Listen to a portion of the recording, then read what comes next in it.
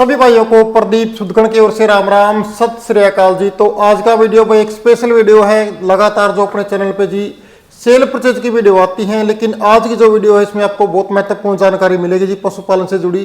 तो वीडियो को पूरा जरूर देखें और बहुत ही अनुभवी डॉक्टर साहब अपने साथ में आज मौजूद हैं, इनसे बात करेंगे। जिस तरह से आज भाई मौसम चेंज हो रहा है, पशु बीमार हो रहे हैं, चाहे वो काफ हो या फिर बड़े पशु हो, तो इसके बारे में पूरी जानकारी आपको मिलेगी। वीडियो को ज़्यादा और भी जो पशुपालक भाई है उन तक शेयर करें। डॉक्टर साहब अपने साथ में हैं, सबसे पहले आपको उनसे मिलवाते हैं। डॉक्टर जी राम राम।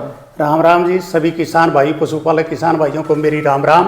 किसान भाइयों, मेरा नाम डॉक्टर सज्जन सिंह है। मैं केंद्रीय भैंस अनुसंधान संस्थान में प्रधान वैज्ञानिक के पद से सेवानिवृत्त हुआ हूँ और पशुओं के बारे में बहुत लंबा मेरा अनुभव है, विशेष रूप से भैंस पालन के बारे में।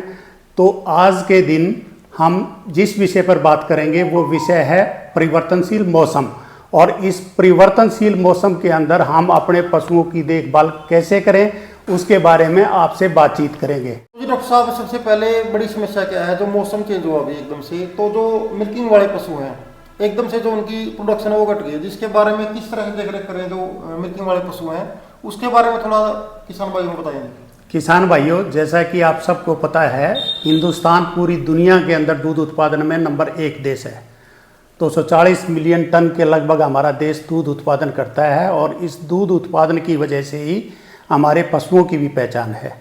जैसा कि आप सब जानते हो, हरियाणा में मुर्रा नस्ल की जो भैंसें हैं ये पूरी दुनिया के अंदर प्रसिद्ध हैं और मुर्रा नस्ल की भैंसों का दूध भी सबसे स्वादिष्ट दूध माना जाता है। गाय का दूध हरियाणा नस्ल की हो, साहिवाल हो, जो हमारी देसी गायें हैं, उनका दूध भी पूरी जो हमारी दूध है उसके अंदर अपने किस्म का और स्वादिष्ट माना जाता है। और इस दूध उत्पादन की वजह से ही हमारी पूरी दुनिया के अंदर नंबर 1 की जो पहचान है वो है। अगर मौसम के बदलते हुए इसमें जो गिरावट आती है, वैसे सर्दी के मौसम में आमतौर पर ये देखा गया है कि भैंसों का और गायों के दूध के अंदर जो उत्पादन है वो बढ़ता है। लेकिन आपने देखा होगा कि एकदम से जो मौसम चेंज होता है ना, उसमें गिरावट के चांसेस रहते हैं, क्योंकि फार्मर को एकदम से पता नहीं होता कि अभी कैसे अंदर रखें बाहर रखें, क्योंकि कभी गर्मी होती है कभी सर्दी होती है। तो उसके लिए थोड़ा सा आप बिल्कुल मैं वो आपसे अभी उसी बारे में मैं आपसे बातचीत करूंगा कि आमतौर पर ये देखा गया है कि सर्दी के मौसम के अंदर भैंस और गाय में दूध की बढ़ोतरी होती है। लेकिन ये बदलाव जो मौसम का है, इसके अंदर एक पराली जलाने या कोई और इंडस्ट्रियल है, स्मोक आज के दिन बना हुआ है, एकदम ठंड होने की वजह से ये धुआं धरातल पर आ गया है और जिसको पशुओं के साथ साथ आदमियों में भी सांस लेने की समस्या है। आज मैंने हिसार में ही देखा कि यहाँ हमारा जो एयर क्वालिटी इंडेक्स है वो बहुत पुअर था और धुंध छाई हुई थी। स्मोक की वजह से पूरे इस इलाके के अंदर एक धुएं का आवरण बना हुआ था, उसमें पशुओं को भी सांस लेने में बड़ी दिक्कत होती है। और जब पशुओं के ऊपर सांस लेने में दिक्कत हो तो एक दबाव बनता है और उस दबाव की वजह से उसके दूध उत्पादन के ऊपर भी प्रभाव पड़ता है। जी सर। दूध में ये जो बदलाव है मौसम का, इसकी वजह से दूध में थोड़ी सी गिरावट आकी गई है और इस गिरावट से जो दूध में उत्पादन में कम हुआ है उसे कैसे बचें। तो किसान भाइयों को चाहिए कि सर्दी के मौसम में जब ये मौसम शुरू हुआ तो दिन और रात के तापमान के अंदर एक बड़ा अंतर है, जिसमें पशुओं के स्वास्थ्य के ऊपर कुप्रभाव पड़ता है और पशुओं के बीमार होने की संभावनाएं बनी रहती हैं। तो इस अवस्था के अंदर किसान भाइयों को चाहिए कि वो अपने पशुओं की देखभाल ठीक से करें। अब वो देखभाल ठीक से कैसे करें इसके बारे में हमें सोचना है। जब ज़्यादा गर्मी हो तो पशुओं को आप अपने जो है ज़्यादा धूप के अंदर ना रखें, और सर्दी जब रात के समय में, जैसा कि हमने पहले बताया कि दिन और रात के तापमान के अंदर बहुत बड़ा अंतर आया है, इस अंतर की वजह से सर्दी रात को सर्दी हो जाती है और दिन के अंदर गर्मी रहती है, जिसके अंदर एक ये तापमान का अंतर है पशु के स्वास्थ्य को प्रभावित करता है और पशुओं के बीमार होने की संभावना बनी रहती है। तो उसमें दिन में अपने पशुओं को बचा के रखें और रात को भी ठंड से पशुओं को बचा के रखें।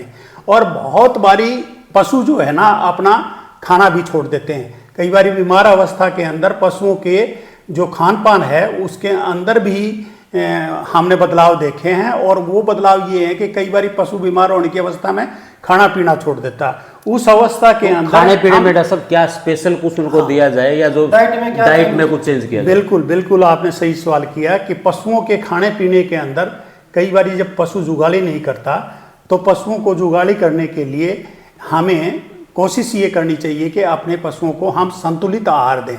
बहुत सारी आहार आज के दिन मार्केट के अंदर उपलब्ध हैं, लेकिन किसान भाई अगर ये आहार अपने घर पर तैयार करें, जो सस्ते अनाज उपलब्ध हैं, जो खड़ उपलब्ध हैं किसान के घर के ऊपर, उनसे अपना अगर आहार पशु आहार तैयार करेंगे तो वो सस्ता भी रहेगा और अच्छा भी रहेगा।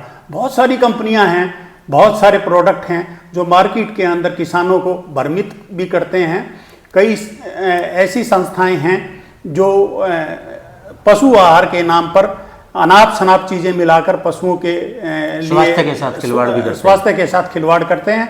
तो उस अवस्था में मैंने देखा है कि बहुत सारे किसान भाई जो हमारे पास आते हैं वो ये कहते हैं कि हमारा फलानी कंपनी के साथ फलाने प्रोडक्ट के साथ अच्छा अनुभव है। तो एक जुगाड़ी प्रोडक्ट है, अगर पशु आप का खाने पीने में आनाकानी करता है तो उसको अगर आप दोगे तो आपका पशु चारा ठीक से चरने लगेगा, ठीक से जो है ना खान पान शुरू करेगा, यूटिलाइज करेगा। तो आप उस प्रोडक्ट का प्रयोग कर सकते हैं, क्योंकि बहुत सारे किसानों से हमें इस बात का फीडबैक मिला है कि ये एक अच्छा प्रोडक्ट है जो पशुओं के लिए ठीक से काम करता है।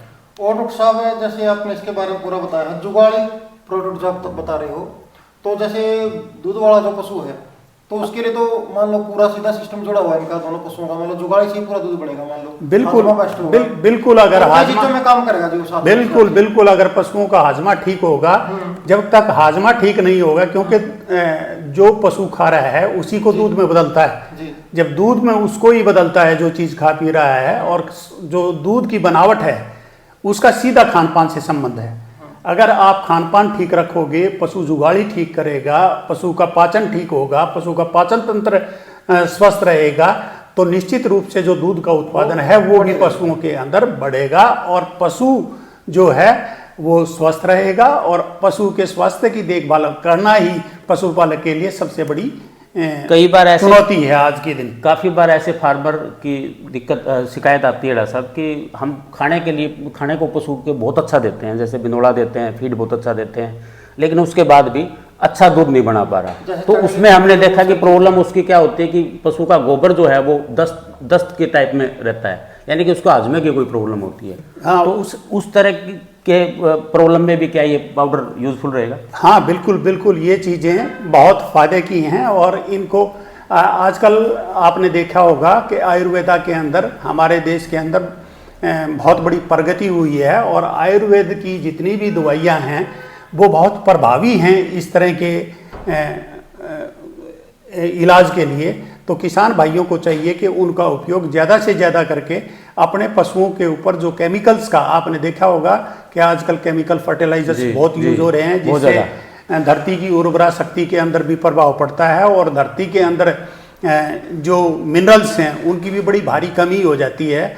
और उन मिनरल्स की कमी की पूर्ति के लिए भी हमने जो है अपने पशुओं को मिनरल मिक्सचर निश्चित रूप से प्रतिदिन एक डोज जो है 40-50 ग्राम प्रतिदिन अपने स्वस्थ, बीमार, छोटे बड़े सभी पशुओं को, दुधारू और सूखे सभी पशुओं को आप मिनरल मिक्सचर खिलाएं।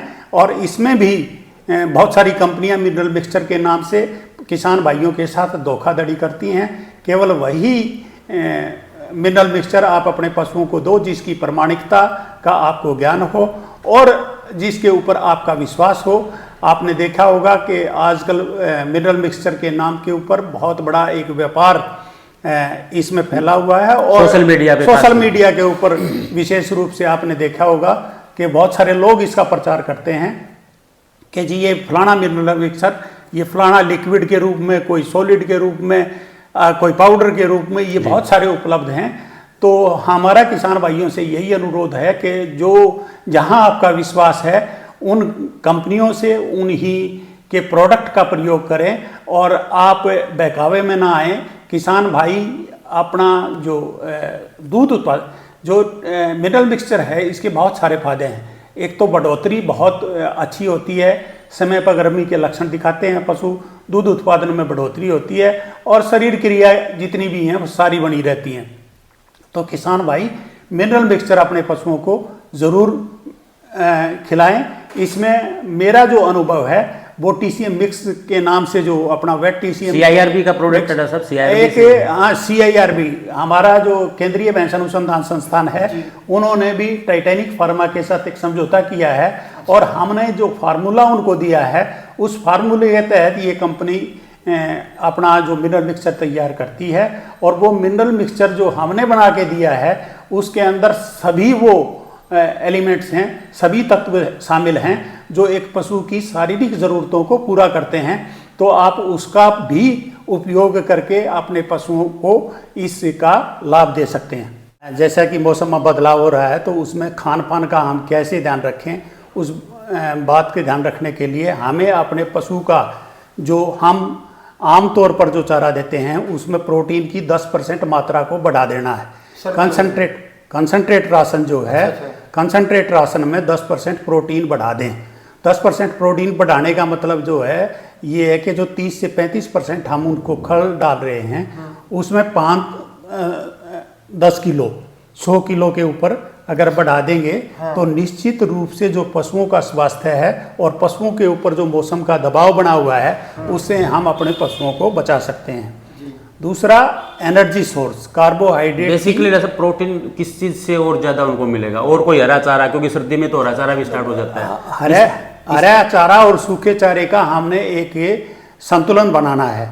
हरे चारे के साथ साथ सूखा चारा, क्योंकि अगर अकेला हरा चारा हम अपने पशुओं को खिलाएंगे तो दस्त लगने की संभावनाएं बढ़ जाती है। बिल्कुल सर। तो दस्त से बचाने के लिए हम अपने पशुओं को हरे चारे के साथ सूखा चारा भी मिला कर दें और उसके साथ साथ कंसंट्रेट राशन जिसमें हमारा दाना मिश्रण है, जिसके अंदर हमारी खल हैं, जिसके अंदर हमारा मिनरल मिक्सचर है, जिसके अंदर हमारा वो लवण मिश्रण है, ये सारी चीजें मिला के मतलब मिनरल मिक्सचर जी सर। वो जो नमक है, लवण मिश्रण है, उसके बाद हमारा प्रोटीन है, उसके बाद कार्बोहाइड्रेट है और वसा की पशुओं में ज़्यादा देने की ज़रूरत नहीं है, तेल देने की ज़रूरत नहीं है।